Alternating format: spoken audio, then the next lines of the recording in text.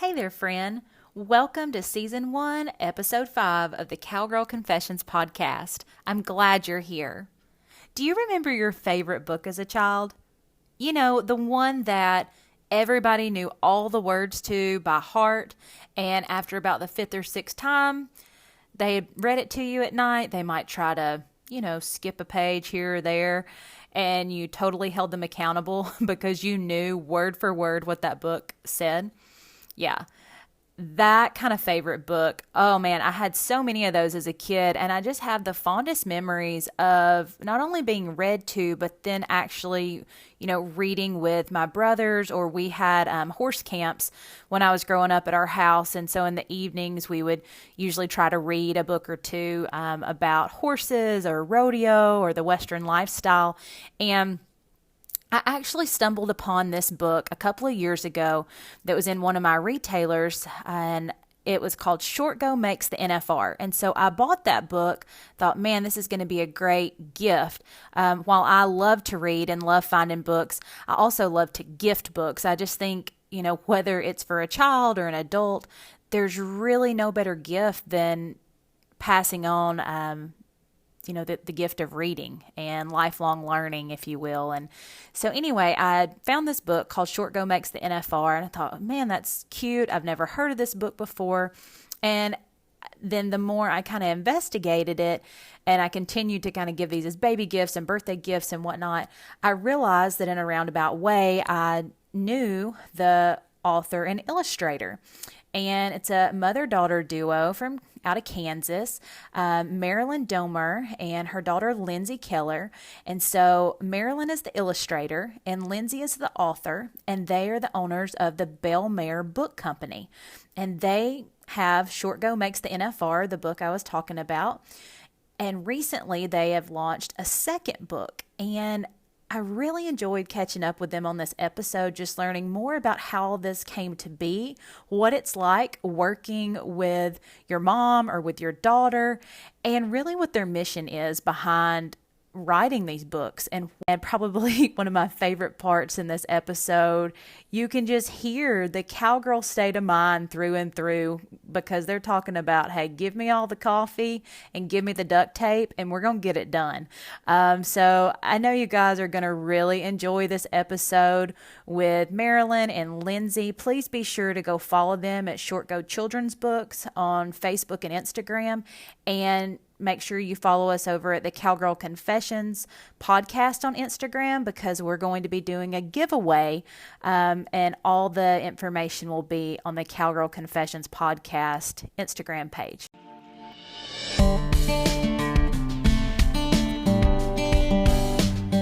Hey y'all, and welcome. You're listening to the Cowgirl Confessions Podcast.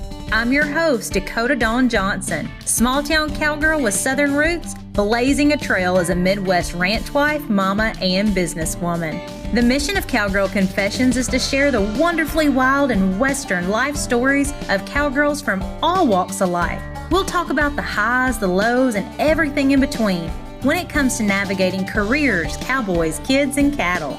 Legendary cowgirl Dale Evans said it best: cowgirl is a pioneer spirit, a special brand of American courage. The cowgirl faces life head-on, lives by her own lights, and makes no excuses. Cowgirls take stands. They speak up. They defend the things they hold dear.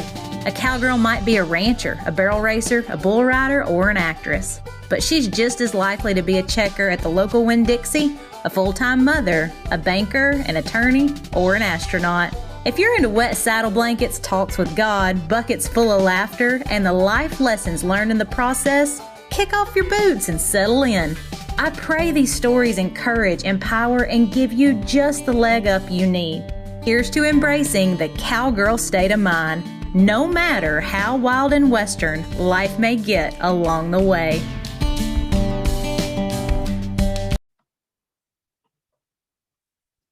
Ladies, thank you so much for being on the Cowgirl Confessions podcast this morning. Lindsay and Marilyn, it's great to have you. Thank you so much for having us. We're excited to be here. Well, I'm just thrilled to finally be getting to see you guys face to face. I feel like I know you in a roundabout way from rodeo family connections and then the Western retail industry. But your book, Short Go Makes the NFR, is one of my favorite books and my son's favorite books. And so I would just love for you guys to kind of kick us off by sharing how this first book came to life and really about your company. Sure. Well, I think if you had probably told me when I graduated college that I was going to someday wind up being a mom of 3 and a children's book author, I would have been like, oh, that's cute. Okay. But, God always has different plans than you envision. So here we are. No, I had my first baby in 2015, and I was, a journalist, and I loved reading myself, and so I wanted to get out there and buy a bunch of books that would be great for a little cowboy to read, And I started Googling, and I looked in bookstores and, everywhere I could find, and there just wasn't any. And the ones that were there were clearly written by a publishing house in New York and not somebody that had ever really, been on the ranch, been in the rodeo arena. So I thought, well, I could do something about this. I'm a writer. I have a kid. Maybe I'll just write him a little story myself. And it really just started as like I'll just sit down and write him a story and see where it goes. And then I wrote it, and I thought, maybe I should turn this into a real book. He's going to want to look at pictures. So I called Mom and I told her what I'd done. And Mom, she's been a closet artist her whole life. I mean, her house is filled with these, and my house, we're sitting in a room with 2 of them right now, filled with these beautiful paintings that she's done, and she's never done anything with other than, give them to friends and family and hang them in her own house. So I called her and I said, hey, I wrote this book. Do you want to illustrate it for me? And I don't know what her thoughts were, but I'm going to guess she probably laughed. And then it became a thing. And our first copy of Short Go Makes the NFR, we literally, our printer probably wanted to strangle us. I think they were a lot happier with what we brought them this time. But we took all these hand-drawn pictures and duct taped them into a book because, that's the cowgirl way. You just duct tape everything. I love that. Oh my gosh. So relatable. It's like if duct tape and hay string can't fix it, we're in trouble, Yes. Turquoise duct tape, not just any duct tape, turquoise duct tape. I copied all of the paintings on my copier at home, and I cut them out, and I cut Lindsay's words out, and I glued them on the pages, and I duct taped it together so we could get feedback from other kids. And we actually, one of Lindsay's little friends, they still have their duct tape copy of the book. And they won't give it up. We can't get it back. They don't want it original. Yeah. Oh my gosh. I love that. It just shows that, you had an idea. You didn't wait for the perfect moment. You didn't wait for somebody to give you permission or get some publisher. Like, you saw a need. You wrote a story. You had an illustrator in-house, and you guys literally duct tape that stuff together, and look at you now. Like, your second book launches this month, has launched actually today, and oh my goodness, just so much cowgirl grit right there. It's awesome. Yeah. Unfortunately, one thing that works really well for both of us is tell us we can't do something, and we'll go out of our way to prove you wrong. Oh man, amen. Like, that's got Cowgirl State of Mind written all over it. Or if our kids have a need, we'll move mountains to fill that need. Absolutely. As a mama now, you think because I feel like I grew up with a mom that moved those mountains for me, but until you actually are in that position yourself, it's like this whole new kind of love, and like you said, just this get her done attitude, like whatever it takes to do that. So your printer stuck with you. You got the first book, past the duct tape phase. So what did it look like from taking it, getting that feedback from your friends and kind of people in the rodeo community to actually getting that first finished product out to, on the website, but also to retailers? Because I first found your book at High Call Outfitters in Great Bend. My friend Julie stocks your book, and I go there about 4 times a year, and every time I pick up another book because it's such a great gift. Baby showers, birthday parties, just it's an awesome gift. So what was that process like, getting it on a shelf? Well, Julie actually was our very first retailer. She's Awesome. been friends with Mom. We know her. You know her Through through Denver Market Okay. Okay. and Yeah. all the reps that we knew together. So that's how we met Yeah. Julie. And she's been to our house and roped with us and stuff. So we've got to be friends with Julie over the years, and she was our first retailer. So when we originally launched, we just weren't sure what to expect, really. And we knew, the website. I'm a OCD control freak, I will admit it. We knew the website and social media was something that I could somewhat control. We wanted to make sure that the book didn't, I don't know, when you put your work out there, you just don't know what could happen to it. And so we didn't sell it to retail stores right in the beginning. And then, but we knew Julie. Yeah, Julie and our Barbie were the first two to pick it up. And our Barbie and Topeka, who are good family friends too. And then they started doing well with it. And so then we started selling it to more Western stores, and even people that aren't necessarily Western stores, but that set up booths at the Little Britches finals and the high school finals and all of that. But really, I would just say that I never dreamed that the book would do as well as it did, take off as well as it did, be received as well as it has. It's still selling today, and we're 3 years down the road, and it's not uncommon for people to run across our stuff for the first time still today. So there's still work left to be done for sure. Related to what you said earlier about just being on the hunt for books that are based on like real life ranching, because for my baby shower with Monroe, instead of people bringing cards, they brought books. And so a lot of people, they were looking too. And so there's quite a few out there, and they're cute books, but they're, to your point, most of them are not written by people that grew up in this lifestyle or truly understand the details. And so when I stumbled across your book, I just really loved, not only you have like a handwritten note in the front of the book, which is just really makes me feel good when I read something like that, because it's like, I want to support small businesses. And then just the fact that you take the time to put that note in there.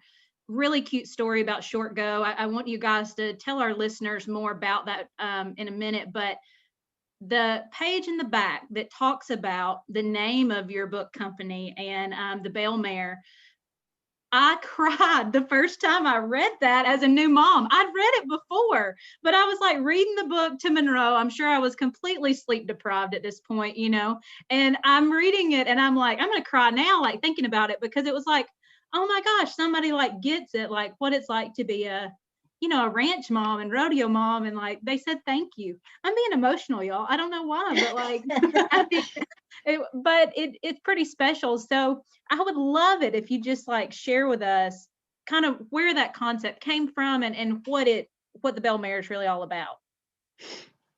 Well, I'll probably get emotional with you, but I think one thing, and I'll try not to go down too much of a rabbit hole here, but having a mom makes you realize, or being a mom makes you realize that you can't do anything without God. Like, you are completely useless if you don't turn to him first. So fortunately, I didn't decide to write a children's book until after I already had Trig, and I already realized how little control I have over my life.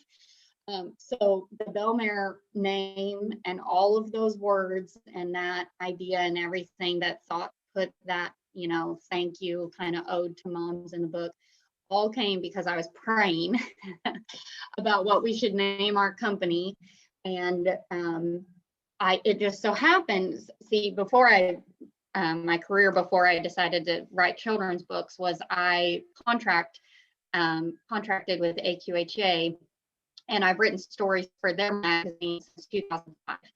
So I had written a story about this awesome broodmare that had like a bunch of her babies had run at the NFR, and I can't remember her name for the life of me now. But anyway, it was in the magazine, and I had a stack of magazines next to my computer that had my stories in them that I needed to get through that day and just read through, make sure everything looked good, you know. And the corner of this one magazine was showing, and it was my story, but what they had written on the cover was not what I had called the story. They had changed my title to the Belle Mare, Barrel Racing's Belle Mare. And so I thought, Belle Mare, that's what a rodeo mom is. We're a Belle Mare, you know, and then that's how it all got started. So we just wanted, you know, I had a great rodeo mom. She was the one, I mean, we literally have laughed at the home videos of her yelling wahoo when I caught my first like at my first high school rodeo, you know. I mean, she was the rodeo mom. So anyway, now I'm just wanting to pay that forward, but also I have a new appreciation for the amount of work that goes into making these kind of things happen, because it's not easy to get everything gathered up and ready to go to a rodeo and make sure the kids have fun and nobody gets hurt and everything's taken care of. You know, that's a big job. So I just wanted to say thank you to moms out there, because, you know, they're probably the ones laying in bed with their babies reading these books. Yeah, I had never heard I guess that whole idea of like the Belle Mare, and never heard that until I read it in your book. And just such a neat concept and such a really great visualization between rodeo moms and then that Belle Mare, and how I don't want to mess up exactly what it says. I don't have the book in front of me, but do you kind of give us that summary of what it says in the back? Yeah, so basically, you know, a long time ago, the government used to move supplies across the desert, and they would put them on pack mules, and they would do it at night. But the way they would lead those herds of mules was they would put a bell around a sure-footed and sensible mare. And the mules, even if they couldn't see her, they knew to follow the sound of that bell. Here I go with the emotions. So anyway, I just thought, you know, that's like the mom, that those kids are following her example. You know, she's an example to her kids. So yeah. Oh, I know. It is. Well, I mean, so anyway, that's kind of it. Yeah. Well, and motherhood, as you know, motherhood is not glamorous. You know, lots of times you probably feel more like the mule that's like loaded down with parcels of junk. Yes. Diaper bags and whatever. And not so much like the Belle Mare, but I think, you know, my kids remind me all the time in their own little ways that, you know, they don't care if I'm a #1, you know, New York Times bestselling author. They don't care. No. They care that I take them down to the arena and saddle up their pony and let them walk through the barrel wrap pattern for 3 hours on end. That's what they care about, you know? Yeah. Just so special. And I love that whenever, you know, it just creates a moment when you sit there and you're able to read with your kids. That's time that like you don't ever get back. And the fact that like you put together a book that allows families to do that. And such a great story about Short Go making the NFR, and now you have launched a second book. So how, tell us about this second book you've launched, and then how that process has looked different from the initial like duct taping of the pages. Well, the first thing we learned from the first book, I painted the drawings fairly small. And then when we went through the printing process, the book was going to be bigger than my original drawings. So we blew everything up, and it kind of caused some distortion. And I had to go back in and fill in, because unless it was completely covered, white would come back up through the paint when it was blown up. So we had to do a lot of, I repainted every painting the first time to get it where it was dark enough to not bleed through when we blew it up. And the second time I made these huge paintings and we shrunk them down, and it worked much easier that way. And so there was no way to duct tape these because they were huge. They wouldn't go on my little printer. No, we just had such a better idea. And fortunately, the printing company that we use, they're a local printing company. They're right down the road from where Mom lives, and they're so patient and kind, and they love us. We think they love us. They keep agreeing to work with us. So they've been great. But Short Girl Makes the NFR came to be, the story idea came because my sister Reagan and I used to pretend. This is what we did. We would get our horses and we would pretend to be competing at the NFR. You know, we were Christy Peterson and we were Charmaine, and we were all those girls, Brittany, that we dreamed of, you know, that we watched on TV and then dreamed of getting to be someday.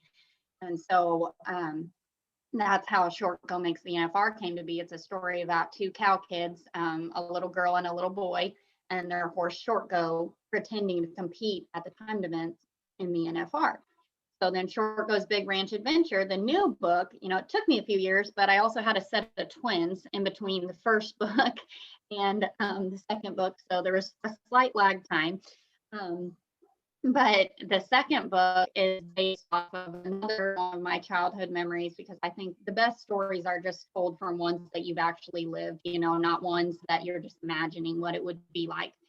So the second book, Short Go's Big Ranch Adventure, is based off of my childhood memory of getting to go to my family's ranch for the first time and gather pears and work babies.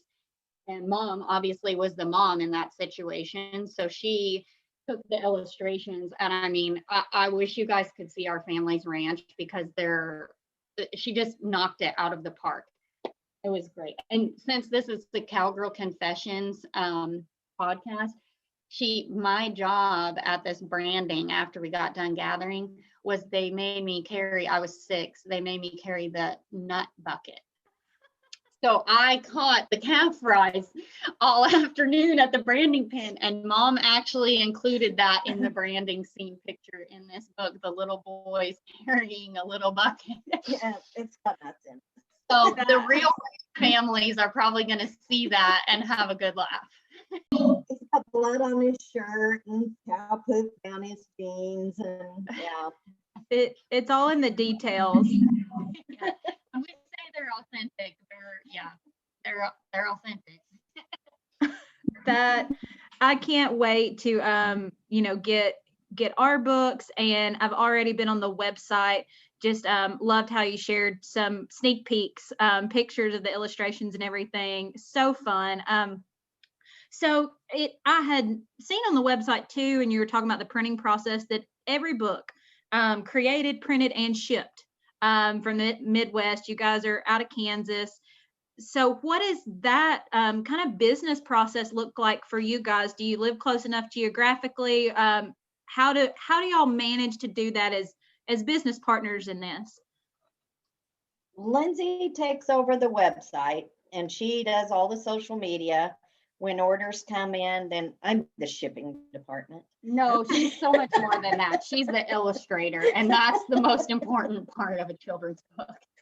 She sends me all the orders off of the side, and then I ship them from Topeka.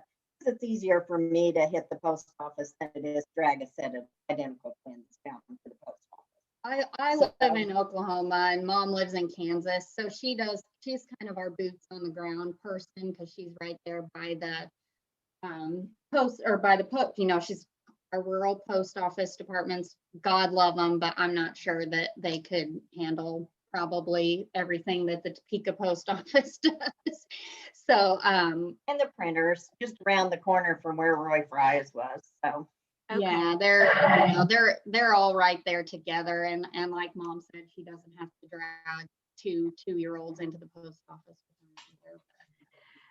But yeah, No. it is a challenge, but I think being a mother-daughter team helps us do it better. Really, we just know each other so well that it's and I'm not saying it's been like she's probably wanted to kill me multiple times. But And vice versa. but I think it helps us do our job better, because I'm a lot like my dad, so we're kind of opposites. So the things she's really good at, I'm really not, and the things I'm good at, she's not, and we look at things totally differently. Which if you let that be a good thing, then it is a good thing. Yeah, really inspiring to see two women like working together, much less like a mother-daughter duo. And this month is actually, it's a National Women's Small Business Month. And I was looking at some stats before we got on here about just how much in like a relatively short period of time, I would say, back in like the early 1970s, less than 5% of businesses in the US were owned by women.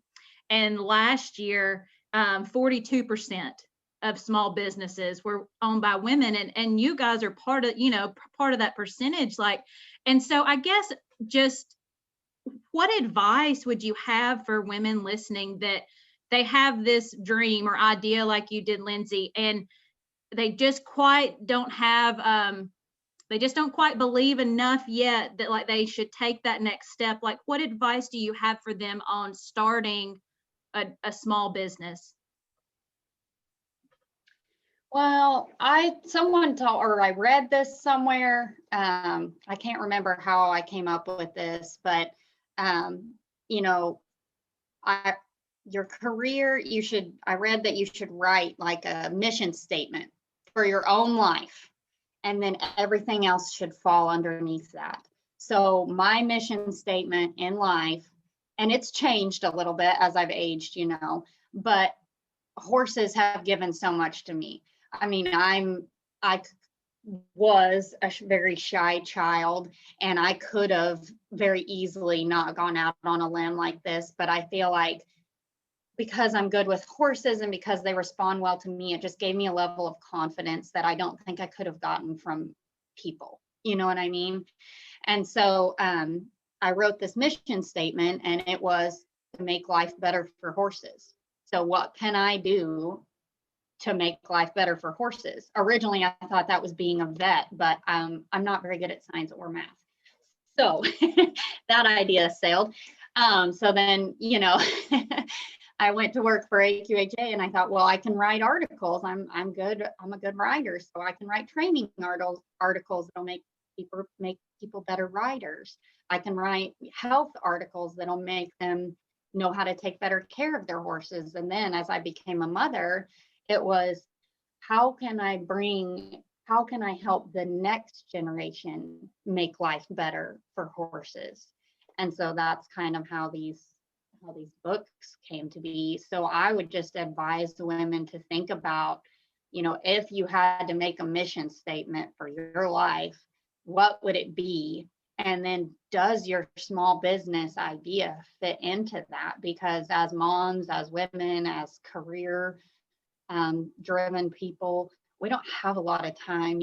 Everybody gets the same 24 hours in a day. And so, you have to learn to weed out the stuff that's not your reason, your purpose that God put you on this earth.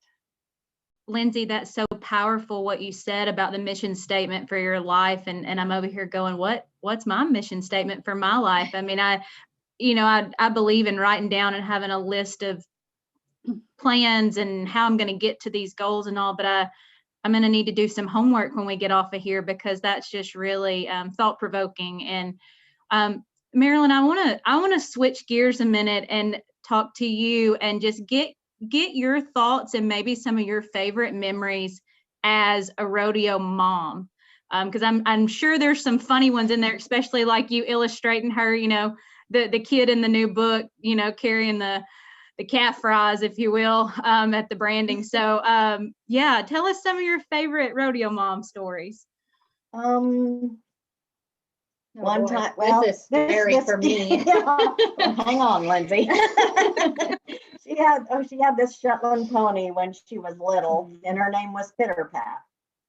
And Lindsay wanted to ride, and it didn't matter whether they wanted to ride 5 minutes or 5 hours. If they asked to go ride, I saddled their horse.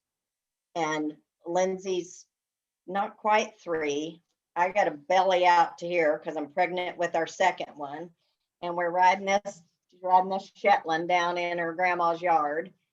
And the Shetland drags her off in a tree, tries to run off. So I'm mad at the Shetland.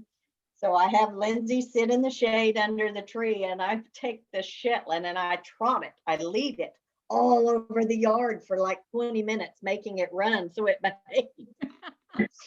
And my mother-in-law was laughing out on the deck at me with my fat belly running the Shetland all over. And then another one, our youngest, the Black Stallion was one of her favorite movies. And so she would reenact the scene where the boy's riding him bareback on the beach and he's got his arms waving and stuff. And she flew off the back of Duke one day, and we used to tease her that when she would go off, he was giving her flying lessons. And that's what she deserved for riding like the Black Stallion. Oh, can't remember any really. Well, she won the team roping at a high school rodeo one day in the mud. They were kind of the only ones that caught. And she and her partner won. And I mean, the mud was up over the horse's knees. And I was just sitting in the stands praying that a bad wreck didn't happen. And Yeah, I don't even remember that. So that's the kind of things that moms hold near and dear to their hearts, that their kids are like, oh yeah, I think it was Muddy Bear. I don't know.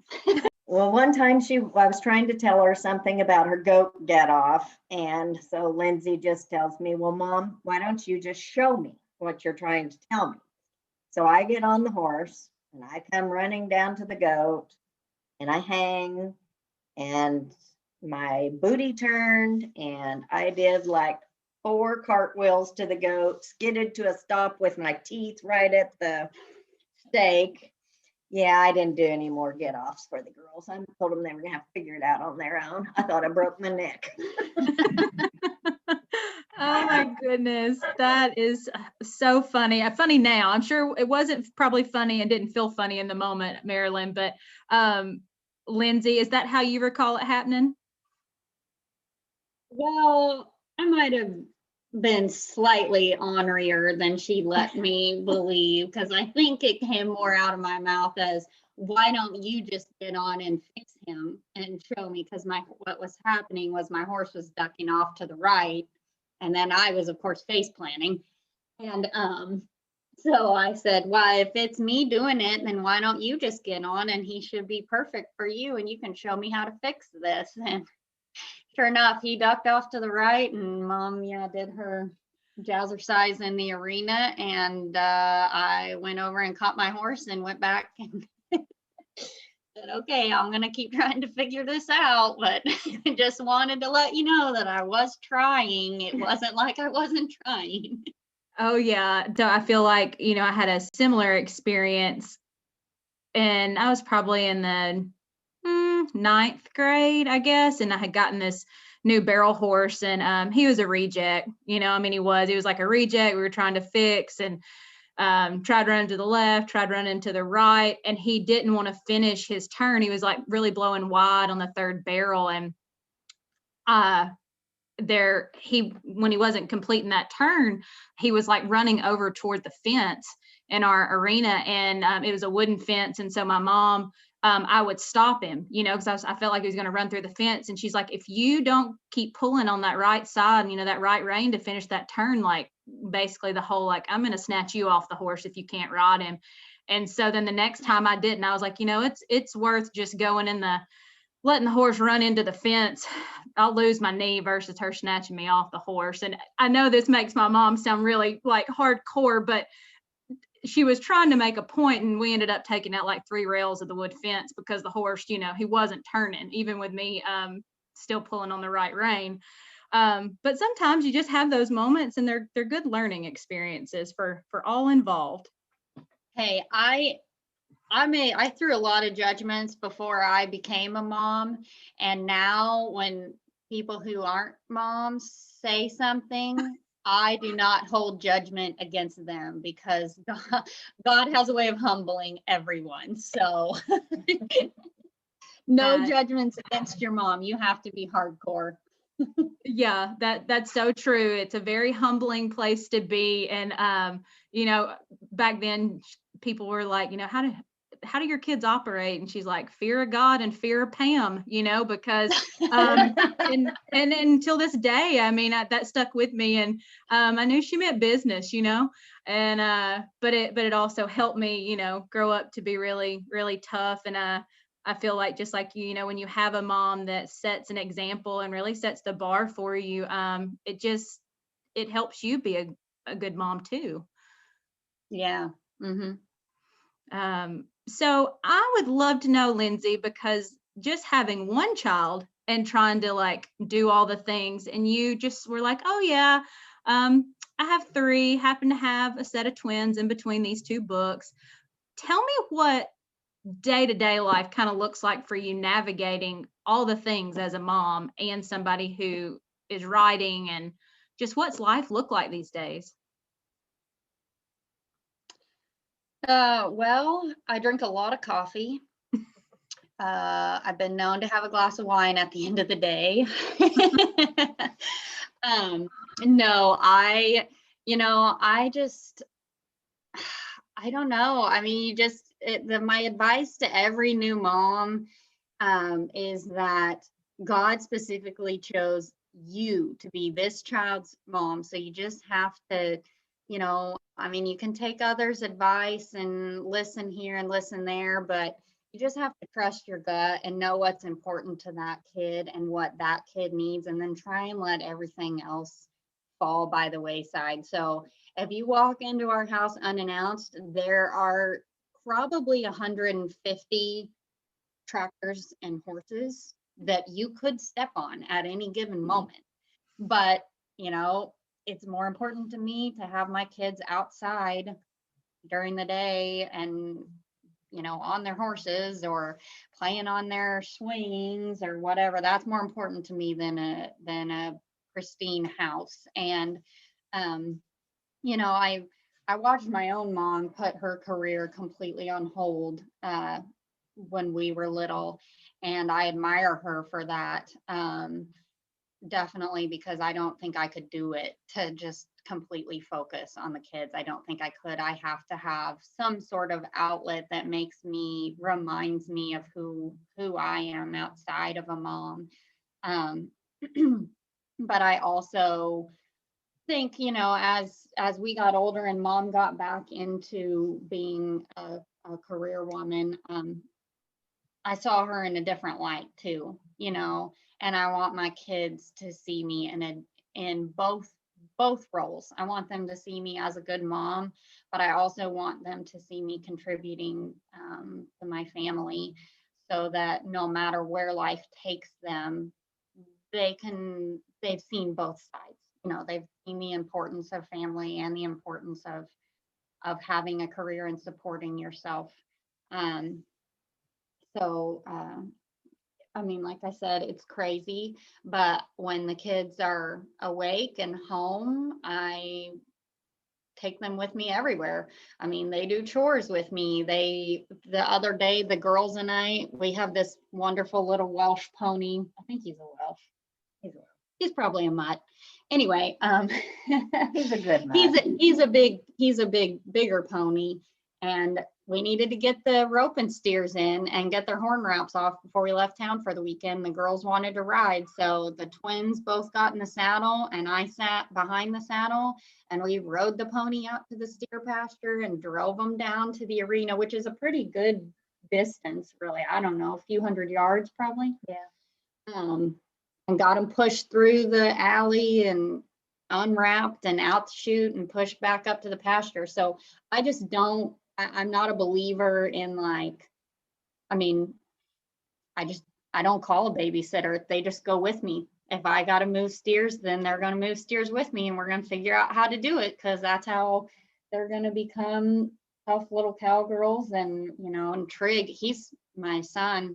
He's so helpful and mature beyond his years. You know, I can give him instruction on what to do, and he can figure it out. He can do it.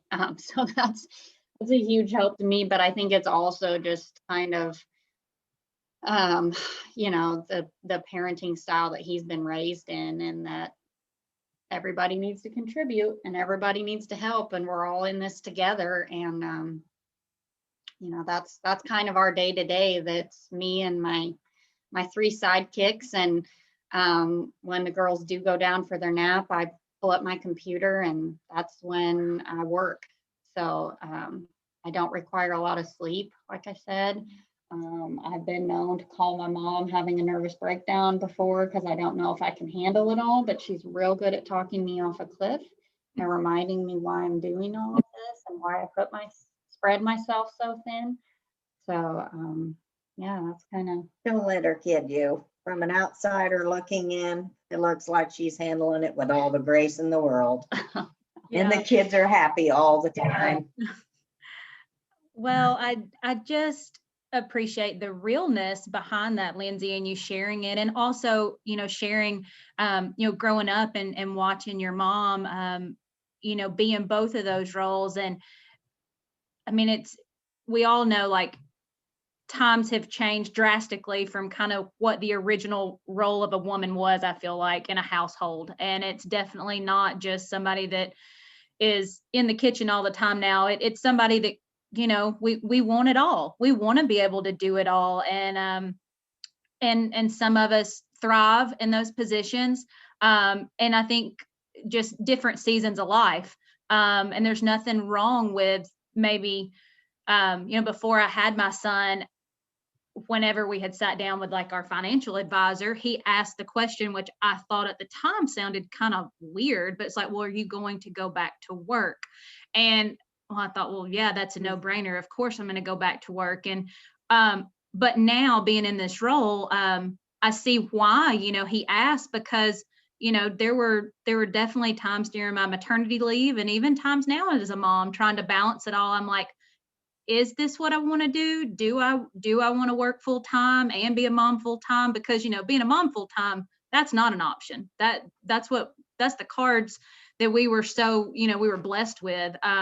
But I think just reflecting back, it's okay to question yourself sometimes while you're trying to balance it all. And how awesome is it to have a mom there that you can call and that be your safe place to land. And you know, somebody just to breathe that belief and positivity into you on the days that maybe that coffee just didn't quite strong enough.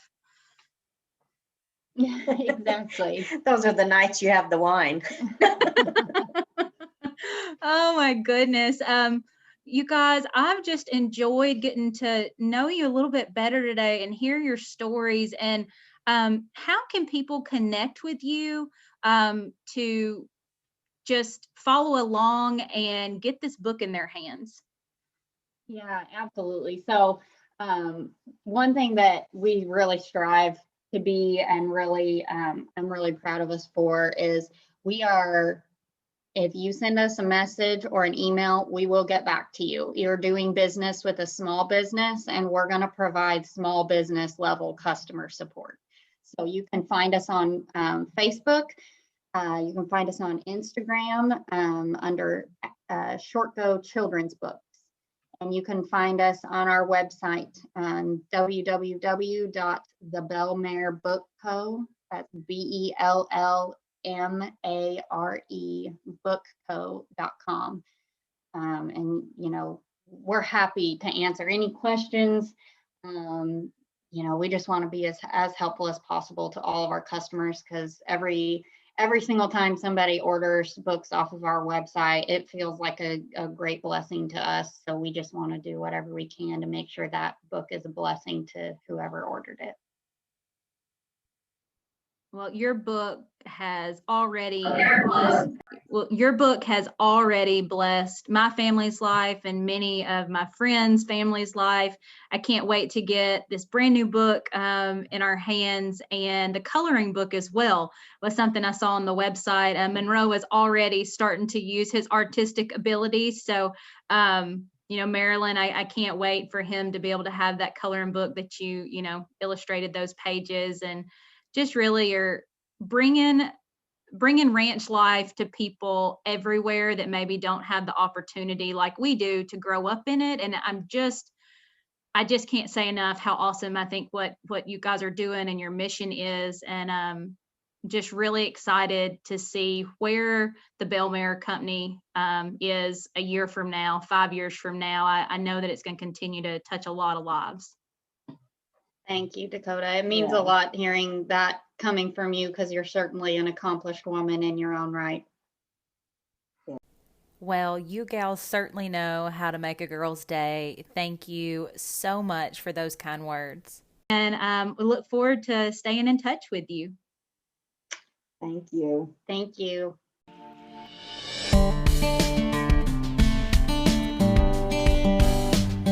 Thank you for spending your time with me on the Cowgirl Confessions podcast. I'm so glad y'all stopped by. If you could take a moment to share this episode and tag us on social media, I'd be happier than a cowgirl in a sea of buy one, get one vintage turquoise. Subscribe to make sure you don't miss an episode. New episodes will be released bi-monthly. Please leave us a review if you feel so led by going to iTunes. Your feedback will really help us breed the idea of grabbing life by the horns with a cowgirl state of mind into women across the globe. Some that may have never even had the privilege to throw their leg over a horse, but could most certainly use the cowgirl state of mind while navigating life. Thanks again, y'all. Until next time, keep pursuing your dreams with that all go and no woe mentality. Remember, you're writing a story that's worth saddling up for, sister.